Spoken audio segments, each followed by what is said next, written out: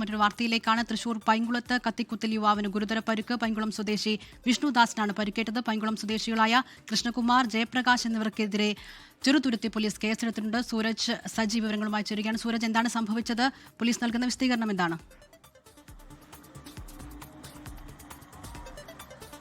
ദിൽന, ഈ പൈങ്കുളത്ത് അമ്മയ്ക്കും മകനും നേരെയാണ് ഒരു സംഘത്തിന്റെ ആക്രമണം ഉണ്ടായത്. ഇതിനിടയിലാണ് ഈ മകന് ഈ കത്തിക്കുത്തിൽ പരിക്കേറ്റുവെന്ന് വിവരം പുറത്തു വരുന്നത്. ഇതിൽ ഗുരുതരമായി പരിക്കേറ്റ മകൻ ഇപ്പോൾ തൃശൂർ മെഡിക്കൽ കോളേജ് ആശുപത്രിയിൽ ചികിത്സയിലാണുള്ളത്. വിഷ്ണുദാസിന്റെ നില അല്പം ഗുരുതരമായി തന്നെ തുടരുന്നു എന്നുള്ളതാണ് നമുക്ക് ലഭിക്കുന്ന വിവരം. എന്തായാലും ഈ സംഭവവുമായി ബന്ധപ്പെട്ടുകൊണ്ട് പ്രദേശവാസികളായിട്ടുള്ള രണ്ടുപേരെ പോലീസ് കസ്റ്റഡിയിലെടുത്തിട്ടുണ്ട്. കൃഷ്ണകുമാർ, അതോടൊപ്പം തന്നെ ജയപ്രകാശ് എന്നിവരെയാണ് കസ്റ്റഡിയിലെടുത്തിരിക്കുന്നത്. ഈ വിഷ്ണുദാസും അമ്മയും ഇവരുടെ തറവാട്ടമ്പലത്തിന് സമീപത്ത്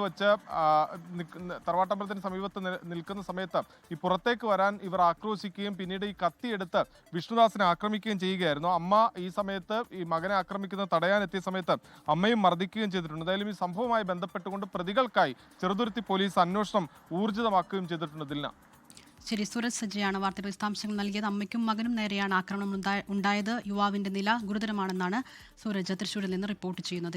ലോകത്തെവിടെയായാലും ഏത് സമയത്തും 24 വാർത്തകളും ഓഗ്മെന്റഡ് റിയാലിറ്റി പാക്കേജുകളും എക്സ്പ്ലെയിനറുകളും വിശദമായി കാണാൻ ഞങ്ങളുടെ യൂട്യൂബ് ചാനൽ നിങ്ങൾക്ക് സബ്സ്ക്രൈബ് ചെയ്യാം.